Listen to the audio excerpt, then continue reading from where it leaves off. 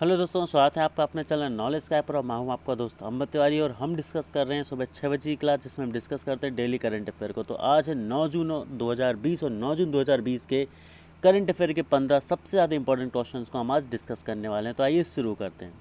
तो हमारा आज का पहला क्वेश्चन है कि वह राज्य सरकार जिसके द्वारा हाल ही में पुलिस कर्मियों हेतु स्पंदन अभियान प्रारंभ किया गया था, मतलब इनमें से किस सरकार के द्वारा पुलिस कर्मियों के लिए स्पंदन अभियान चालू किया गया था। तो वह कौन सी राज्य सरकार है? छत्तीसगढ़, महाराष्ट्र, पश्चिम बंगाल या राजस्थान?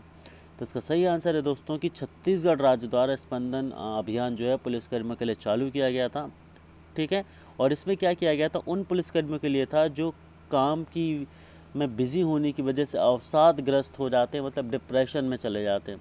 ठीक है, क्लियर। उन्हें चिकित्सकीय उपचार और परामर्श उपलब्ध कराने के उद्देश्य से स्पंदन अभियान को जो है चलाया गया था। और इस अभियान के तहत पुलिस अधीक्षक प्रत्येक शुक्रवार को अपने ज़िले में परेड का आयोजन करेंगे और इसके अतिरिक्त पुलिस कर्मियों के लिए योग कक्षाओं की भी जो है व्यवस्था की जाएगी। हम सभी जानते हैं कि पुलिसमैन जो होते हैं उनका जो शेड्यूल होता है काफ़ी टाइट होता है। ठीक है, उनकी जो ड्यूटी के टाइम होते हैं काफ़ी रेगुलर होते हैं, जिसकी वजह से उनमें चिड़चिड़ापन, अवसाद आ जाना एक आम सी बात हो जाती है। और इस समस्या के समाधान के लिए ये स्पंदन अभियान शुरू किया गया है। आगे बढ़ते अगले क्वेश्चन की तरफ। अगला क्वेश्चन है कि लद्दाख क्षेत्र की पेंगोंग त्सो झील की कुल लंबाई कितनी है? 134 किलोमीटर, 110 किलोमीटर, 119 किलोमीटर या 151 किलोमीटर? तो इसका सही आंसर है दोस्तों कि जो पेंगोंग त्सो झील है एक लंबी, गहरी, संकीर्ण झील है जो कि लद्दाख क्षेत्र में 4350 मीटर की ऊंचाई पर स्थित है। और इस झील की लंबाई 134 किलोमीटर है और इसकी चौड़ाई जो है वो 5 किलोमीटर। और यह एक खारे पानी की झील है। कैसी है? खारे पानी की झील है।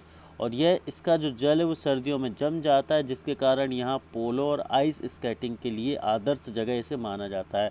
और वर्तमान समय में चीन और भारत के बीच मौजूद आमने सामने का संघर्ष पेंगोंग त्सो स्थल पर ही है, मतलब इसी झील को लेकर ही है। आगे बढ़ते हैं। विश्व महासागर दिवस प्रतिवर्ष कब आयोजित किया जाता है? वर्ल्ड ओशियन डे 8 जून, 9 जून, 10 जून या 11 जून? तो इसका सही आंसर है कि विश्व महासागर दिवस, वर्ल्ड ओशियन डे जो है वो प्रतिवर्ष 8 जून को मनाया जाता है। और इसका जो उद्देश्य है वह समुदाय को महासागरों के संबंध में अंतर्राष्ट्रीय समुदाय द्वारा सामना की जाने वाली चुनौतियों को सामने रखना है। समुद्रों में जो स्वस्थीकरण है समुद्रों का, हम सभी को पता है कि समुद्र में पोल्यूशन बहुत ज़्यादा हो रहा है, बहुत ज़्यादा कचरा जो है वहाँ एकत्रित हो रहा है। तो इस चीज़ के बारे में भी जो है वो अवेयर कराना है। ठीक है। और यह ध्यान देना चाहिए कि प्रथम विश्व महासागर दिवस वर्ष 2008 में संयुक्त राष्ट्र महासभा द्वारा अपने संकल्प 63/111 को पारित करके आयोजित किया गया था। आगे बात करते हैं कि केंद्रीय रक्षा मंत्रालय द्वारा रक्षा उद्योग में बौद्धिक संपदा अधिकार देने के लिए कार्यक्रम प्रारंभ किया गया। तो उस कार्यक्रम का नाम क्या रखा गया है? मिशन रक्षा ज्ञान शक्ति, रक्षा उद्योग ज्ञान, रक्षा क्षेत्र बौद्धिक ज्ञान या रक्षा उद्योग बौद्धिक संपदा? तो इसका सही आंसर है मिशन रक्षा ज्ञान शक्ति। आगे बढ़ते हैं।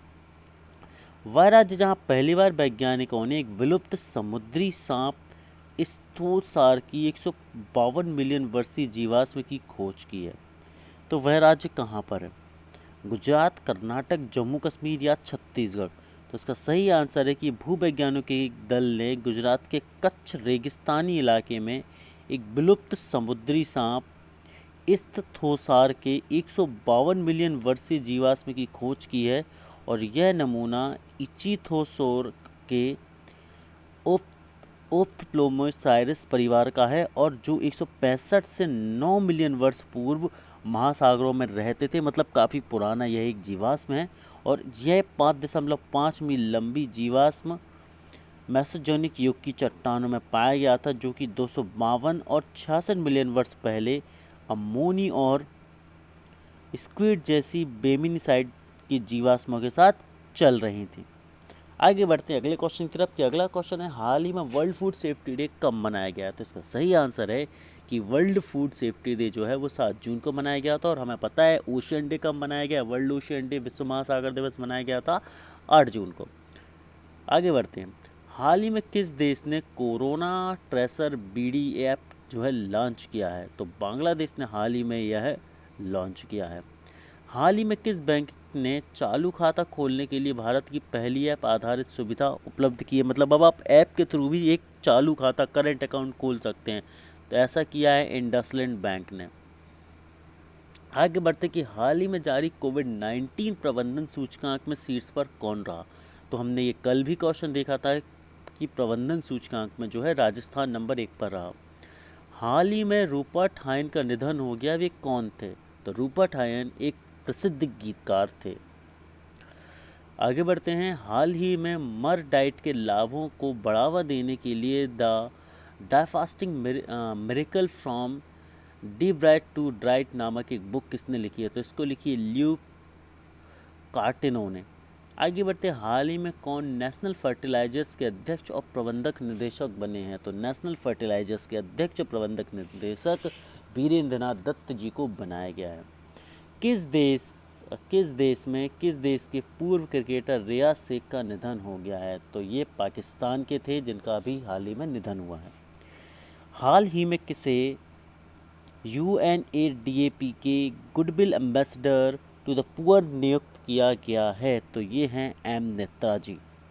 और आगे बढ़ते, हाल ही में किस राज्य सरकार ने मेघ ऐप लॉन्च किया है? तो कर्नाटक सरकार ने मेघ ऐप जो है वो लॉन्च किया है।